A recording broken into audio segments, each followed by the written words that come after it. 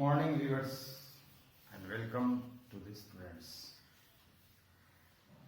As earlier discussed, second method of branch accounting, that is final accounts method. Today's topic is stock and debtors method. Under this method, as earlier discussed, total 6 accounts is prepared to find the profit and loss amount of branch, of individual branch. Number 1 account is branch debtors account. Number 2 account is branch stock account. Number 3 account is branch expense account. Number 4 account is goods supplied account. Number 5 account is stock adjustments accounts. And last account is branch adjustments or branch PL account. जैसा कि हम बतलाए आपको तीसरे method में, तीसरी विधि में, तीसरे मेथड में ब्रांच अकाउंटिंग के 6 अकाउंट्स बनाने पड़ते हैं। पहला है देनदार का खाता डेटर्स अकाउंट, दूसरा है स्टॉक या रहतिया का खाता, तीसरा है खर्चों का अकाउंट, चौथा है हमारा गुड्स सप्लाइड, बेचे गए सामान, भेजे गए सामान से संबंधित अकाउंटिंग, उसके बाद में स्टॉक एडजस्टमेंट्स, रहतिया का समायोजन से संबंधित खाता और अंत में ब्रांच एडजस्टमेंट्स, शाखा समायोजन खाता, जिसका दूसरा नाम लाभ हानि समायोजन खाता है, जिससे कि हमें रिजल्ट की जानकारी होती है। इसमें जो 5th प्लेस में अकाउंटिंग है, दैट इज स्टॉक एडजस्टमेंट्स, इस अकाउंट को हम उसी क्वेश्चन में बनाते हैं जिसमें कि क्वेश्चन इनवॉइस का रहेगा। एट कॉस्ट के कंडीशन में बस 5 अकाउंट्स बनेंगे, स्टॉक एडजस्टमेंट्स नहीं बनाना है। लेकिन अगर एट इनवॉइस का क्वेश्चन है तो ये सभी अकाउंट्स बनाने होंगे। सबसे इंपॉर्टेंट पॉइंट इस मेथड का क्या है, अब तक ब्रांच डिटेल्स या स्टॉक अकाउंट तभी बनाते थे जब कोई वैल्यू नहीं दिया जाता था। यहाँ पर है कि कंपलसरी ये सभी अकाउंटिंग बनाना है। वैल्यू दिया होगा तो ठीक है, नहीं दिया होगा तो रेस्पेक्टिव आइटम के वैल्यू को मालूम भी हो जाएगा और अकाउंट भी प्रिपेयर हो जाएगा। तो सबसे पहले हम आपको बतलाने जा रहे हैं इसमें ब्रांच डेटर्स अकाउंट। कोई डिफरेंस नहीं है, जैसा कि फर्स्ट और सेकंड मेथड में बतलाया थे।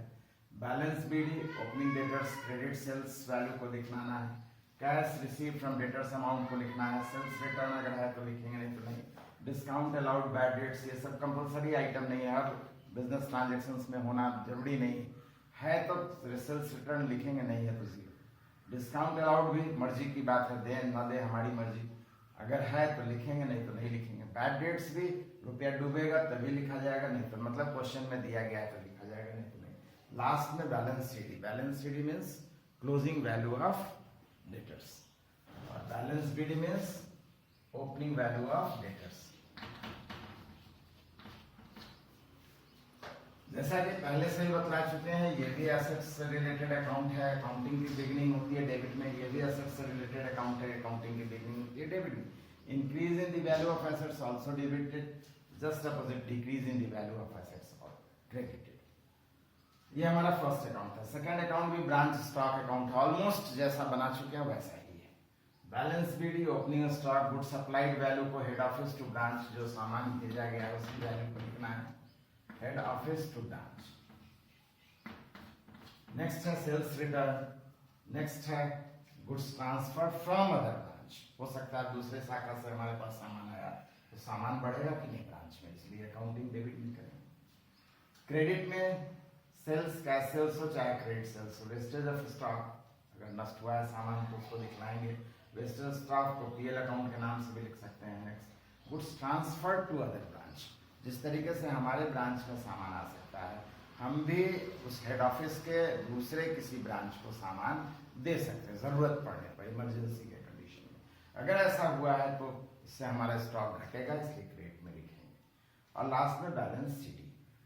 इन सब के बावजूद भी ब्रांच स्टॉक अकाउंट की एक इंपॉर्टेंट या की पॉइंट है, रिमेम्बरेबल पॉइंट है कि सब कुछ लिखने के बावजूद, सबका वैल्यू देने के बावजूद, सभी इंपॉर्टेंट आइटम का वैल्यू देने के बावजूद भी हम देखते हैं डेबिट या क्रेडिट किसी भी साइड में डिफरेंस आ सकता है। इसके पीछे में रीजन क्लियर है। हम जानते हैं बहुत सारे ऐसे ट्रांजेक्शन्स होते हैं जो कि अनरिकॉर्डेड रह जाता है और इसके कारण से सामान में कमी हो जाती है, जैसे स्टोलन गुड्स, जैसे गुड्स डिस्ट्रॉयड बाय फायर, जैसे और भी बहुत सारा है, चूहा या किसी और रीजन से सामान का नष्ट होना। तो इस तरीके से सामान किसी न किसी रीजन से बिजनेस में घटता है। जस्ट अपोजिट, इसका जस्ट ठीक उल्टा, कभी कभी हम क्या देखते हैं कि ब्रांच के पास का सामान अनएक्सपेक्टेड बढ़ जाता है। अब बढ़ने के पीछे में क्या कारण हो सकता है?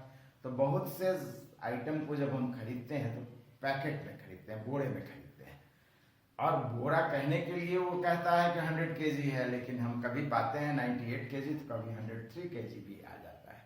इस कारण से अनएक्सपेक्टेड इंक्रीज या डिक्रीज के कारण से हमारा प्रॉफिट लॉस इफेक्टेड होगा, and such difference will be recorded in the name of branch adjustments accounts, either in debit side और in credit side where it is lies. जहां पर ये आता है हम उसे ब्रांच एडजस्टमेंट्स या ब्रांच पीएल अकाउंट के नाम से लिखेंगे। हो सकता है डिफरेंस डेबिट में आवे, हो सकता है डिफरेंस क्रेडिट में आवे। नहीं डिफरेंस आया तो कोई प्रॉब्लम नहीं है। अगर फिर भी डिफरेंस आया सब कुछ लिखने के बावजूद भी, सभी कुछ मीन्स ओपनिंग स्टॉक का वैल्यू है, गुड सप्लाई का वैल्यू है, सेल्स रिटर्न तो कंपलसरी नहीं है, ट्रांसफर भी कंपलसरी आइटम नहीं है, सेल्स को लिख दिए। इसके बाद में गुड्स ट्रांसफर तो कंपलसरी नहीं है, वेस्टेज स्टॉक कंपलसरी नहीं है, बैलेंस शीट ही लिख दिए। सब कुछ लिखने के बावजूद भी अगर डिफरेंस आ जाता है तो all such difference will be recorded in the name of branch adjustments, either in debit और in credit side where it is lies. जहां पर वो आता है हम उसे ब्रांच एडजस्टमेंट्स अकाउंट्स के नाम से लिखेंगे। इसके बाद हमारा तीसरा अकाउंट आता है branch expense account.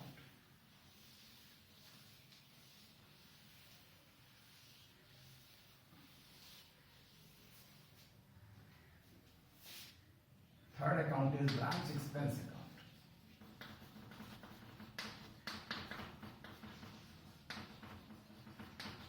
Most simple, जैसा कि जानते हैं all expenses and losses recorded in debit side। उसी प्रिंसिपल से यहाँ पर भी हम सभी एक्सपेंसेस को डेबिट में लिखेंगे। एक्सपेंस चाहे हेड ऑफिस के द्वारा किया गया हो चाहे ब्रांच, हम पहले ही बता चुके हैं कोई भी एक्सपेंस करे पैसा तो हेड ऑफिस का जा रहा है, इसलिए expense of head office to all expense by head office or by branch।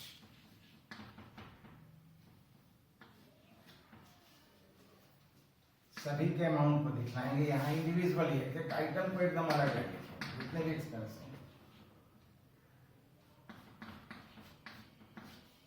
सभी के वैल्यू को अलग अलग। और जैसा कि जानते हैं एक्सपेंसेस लॉसेस जो भी है बिजनेस को प्रॉफिट लॉस पर इफेक्ट डालता है, इसलिए इस अमाउंट के डिफरेंस जो भी है क्रेडिट में टोटल अमाउंट मतलब हम ब्रांच एडजस्टमेंट्स के नाम से लिखते हैं, बाय ब्रांच एडजस्टमेंट्स, और अकाउंट को क्लोज करते हैं। Next account is good supply.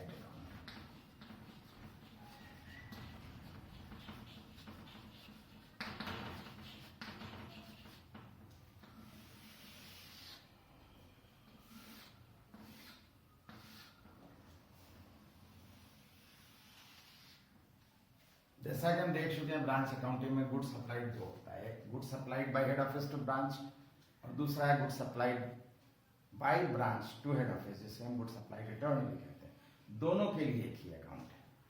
ये भी हमारी जानकारी में है कि ब्रांच अकाउंटिंग बनाते थे तो गुड सप्लाइड का साइड हमारा डेबिट रहता था। इसका मतलब है कि ब्रांच डेबिट है, गुड सप्लाइड क्रेडिट है, तो गुड सप्लाइड अकाउंट के क्रेडिट साइड में लिखेंगे बाय ब्रांच अकाउंट। किसी भी बुक और अकाउंट में अपना नाम नहीं लिखते तो ब्रांच में ब्रांच कभी नहीं लिखे, उसी तरीके से गुड सप्लाइड में भी गुड सप्लाइड नहीं लिखे, रिलेटेड अकाउंट का नाम लिखेंगे। और रिलेटेड अकाउंट इसका क्या है? Branch account. कौन सा वैल्यू आएगा? हेड ऑफिस टू ब्रांच, जो सामान भेजा गया। और जैसा कि हम जानते हैं ये गुड्स से रिलेटेड वैल्यू है, और फाइनली गुड्स से रिलेटेड अमाउंट को हम ट्रांसफर करते हैं to close the account, and that place is trading account. तो इसे हम क्लोज करेंगे, ट्रांसफर करेंगे, किस नाम से? जैसा कि हम सेकंड मेथड में देखे हैं एज अर्लियर, हमने सेकंड मेथड में देखा है कि ट्रेडिंग अकाउंट या फाइनल अकाउंट मेथड से जो अकाउंटिंग होता है कॉस्ट वैल्यू से होता है। क्वेश्चन यदि कॉस्ट का है तब तो कोई प्रॉब्लम ही नहीं है, टोटल अमाउंट ट्रांसफर हो चुका है। लेकिन क्वेश्चन अगर इनवॉइस का है तो कॉस्ट वैल्यू जाएगा ट्रेडिंग में, और invoice value effect the amount of profit of branch, that's why recorded in the name of branch adjustments. तो अगर इनवॉइस वैल्यू है तो कहां लिखेंगे हम इसे? Branch adjustments account. ये इनवॉइस वैल्यू आएगा। फाइनली टोटल बराबर आना है। इनवॉइस अमाउंट कैलकुलेशन का प्रोसेस पहले ही बता चुके हैं। मान लीजिए 12,000 का गुड सप्लाइड है, out of which 10,000 is cost and 2,000 invoice. 12,000 credit, 12,000 debit. इसी तरीके से good supplied by branch to head office और good supplied return is the credit item of branch account. It means branch credited good supplied debit. Good supplied के debit में लिखेंगे to branch account.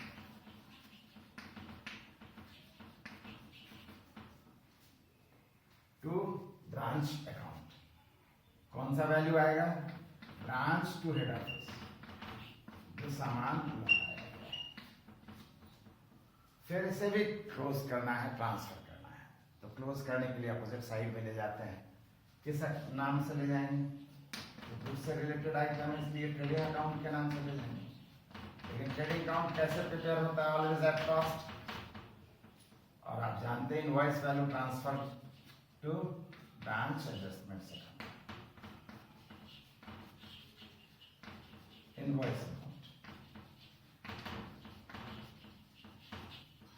Good supply return मान लीजिए 6,000 से है, out of विच 20% उसका जो है हमारा इनवॉइस है, मीन्स 1,000 to 200, 4,800 कॉस्ट है, 4,800 ट्रेडिंग में जाएगा, 1,200। Total of this account remains same, हमेशा इक्वल आना है। कारण कि सेम अमाउंट को हम ट्रांसफर कर देते हैं, चाहे एक नाम से चाहे दो नाम से, सेम अमाउंट को हम ट्रांसफर कर देते हैं, तो टोटल तो हमेशा बराबर आना ही आना है। Next account is stock adjustments. जैसा कि हम बताए हैं, स्टॉक एडजस्टमेंट्स अकाउंट्स कब बनाया जाता है? जबकि क्वेश्चन इनवॉइस का होगा। 4 अकाउंट बन चुका है, 5वां अकाउंट हम बताएंगे स्टॉक एडजस्टमेंट्स।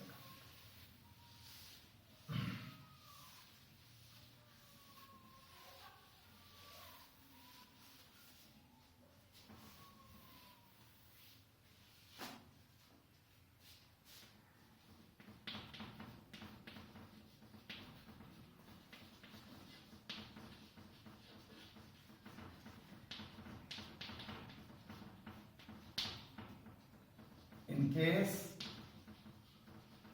goods supplied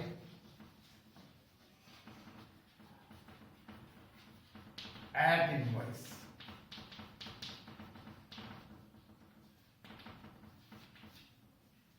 तभी ये अकाउंट बनेगा, नहीं तो नहीं बनेगा। कैसे बनेगा?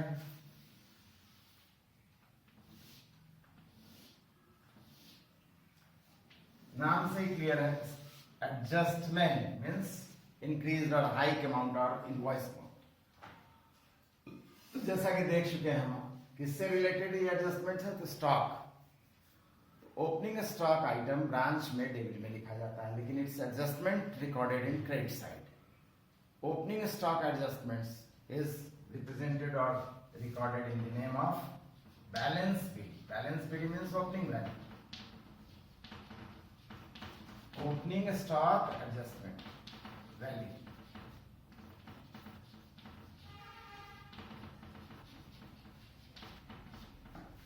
क्लियरली एडजस्टमेंट वैल्यू है, बढ़ा वाला वैल्यू है, इंक्रीज अमाउंट है, गुड्स से रिलेटेड है, लेकिन उसके बढ़े हुए वैल्यू को दिखला रहे हैं, और इसीलिए इसको डायरेक्ट हम ट्रांसफर कर देंगे, क्लोज कर देंगे branch investments.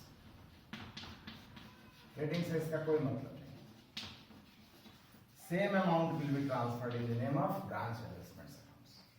Just opposite closing stock, अगर एडजस्टमेंट्स की बात करें तो क्लोजिंग स्टॉक आइटम है ब्रांच अकाउंट के क्रेडिट में, एडजस्टमेंट्स उसका होता है डेबिट। तो डेबिट है, इसलिए डेबिट में लिखेंगे टू बैलेंस। क्लोजिंग है इसलिए balance sheet. Closing stock adjustment value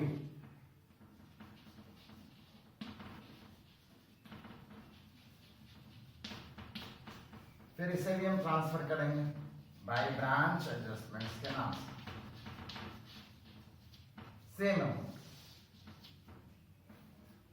same amount will be transferred in the name of branch adjustments. इस तरीके से ये अकाउंट भी हमारा क्लोज हो जाएगा। जब सेम अमाउंट दोनों साइड में, सेम अमाउंट दोनों साइड में, तो टोटल तो मिला ही मिला। लास्ट अकाउंट हमारा बनता है branch adjustments account, also known as branch PL account, किसी भी नाम से लिख सकते हैं। ये अकाउंट बिल्कुल सिंपल है। ऊपर के सभी अकाउंट के क्रेडिट आइटम को देखेंगे, जितने भी अकाउंट्स हम ऑलरेडी बनाए हैं, कहीं पर भी क्रेडिट में अगर ब्रांच एडजस्टमेंट्स है तो नेचुरली उसके क्रेडिट का आइटम यहां पे लिखना है। नाम क्या लिखेंगे? To credit item in the name of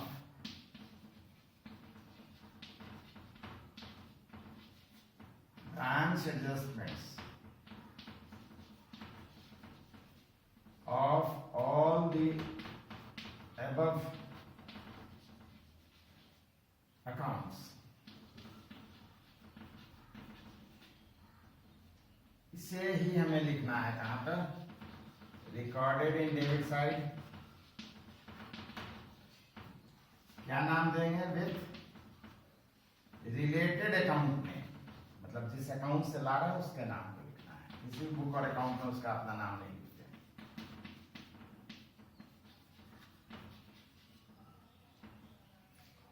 debtor में तो डिफरेंस आएगा नहीं। स्टॉक के क्रेडिट में, ब्रांच स्टॉक अकाउंट का क्रेडिट में हो सकता है ब्रांच एडजस्टमेंट्स आया हो, तो यहाँ लिखेंगे ब्रांच स्टॉक के नाम से। एक्सपेंस के क्रेडिट में आएगा ही, यहाँ लिखेंगे branch expense account. Good supplied के क्रेडिट में आ सकता है ऊपर के अकाउंट में, यहां लिखेंगे to goods supplied adjustments account, good supplied account, not adjustment. उसी तरीके से स्टॉक एडजस्टमेंट्स में अगर आता है तो लिखेंगे to stock adjustments account.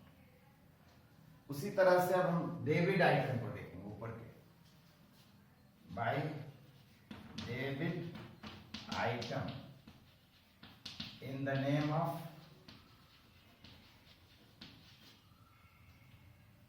branch adjustments of all the above accounts। इसको यहां रिकॉर्ड करेंगे, रिकॉर्डेड विथ देयर नेम, उसके नाम से लिखेंगे जहां से ला रहे हैं।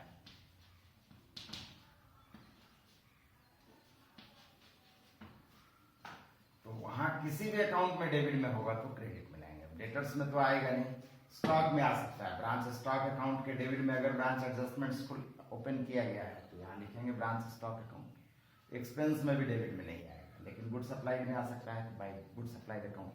ब्रांच एडजस्टमेंट्स में भी आ सकता है तो बाय ब्रांच एडजस्टमेंट्स। तो सभी के वैल्यू को लिखने के बाद हम फिर अब इस अकाउंट को क्लोज करेंगे डिफरेंस निकालेंगे। अगर डिफरेंस हमारा डेबिट में आता है तो यही हमारा है profit transfer to general period.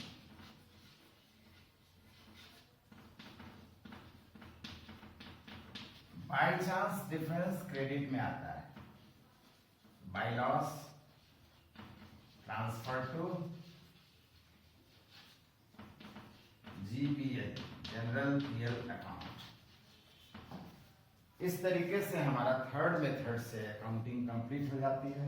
यहां जो प्रॉफिट आएगा, चाहे फर्स्ट मेथड में ब्रांच अकाउंट में जो प्रॉफिट आएगा, चाहे सेकंड मेथड के ट्रेडिंग पीएल में जो नेट प्रॉफिट आएगा, सभी सेम रहेंगे अगर एक ही क्वेश्चन से हम तीनों मेथड से क्वेश्चन अप्लाई करते हैं, बनाते हैं। तो इस तरीके से हमारा कोई भी मेथड हम अपना सकते हैं किसी भी क्वेश्चन में। अब है कि किस मेथड को अपनाना चाहिए, totally depends upon the information of the question. If in question given to prepare branch account, it means first method will be in application. If in question given prepare trading and final trading and PL account, it means second method will be applied. If clearly mention in question.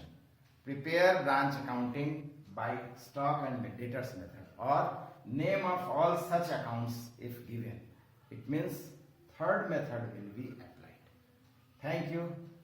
In next class, in next lecture, I will discuss about the journal entries, which is more important, theoretically more important for the purpose of any examination. तो अब अगले class में हम आपको journal entries relating to branch transactions, branch के लेन देनों से संबंधित जर्नल एंट्रीज की जानकारी देंगे, जो कि सैद्धांतिक रूप से थियोरी क्वेश्चंस के रूप में किसी भी एग्जाम के लिए बड़ा इंपॉर्टेंट होता है। और मैथमेटिकल क्वेश्चन में तो थोड़ा रिस्क रहता है कि आंसर आया या नहीं आया, इसलिए अगर गलत बन गया तो चांसेस है बहुत ज़्यादा नंबर कटने का। लेकिन थ्योरी वाले क्वेश्चंस का अगर आप आंसर प्रॉपर वे में दे देते हैं तो वहाँ पर ऑलमोस्ट लगभग फुल मार्क्स मिलना है। तो उस पॉइंट ऑफ व्यू से सेफ साइड है ऐसे क्वेश्चंस को अटेम्प्ट करना। तो अगले क्लास में हम journal entries relating to branch accounting की चर्चा करेंगे। Thank you.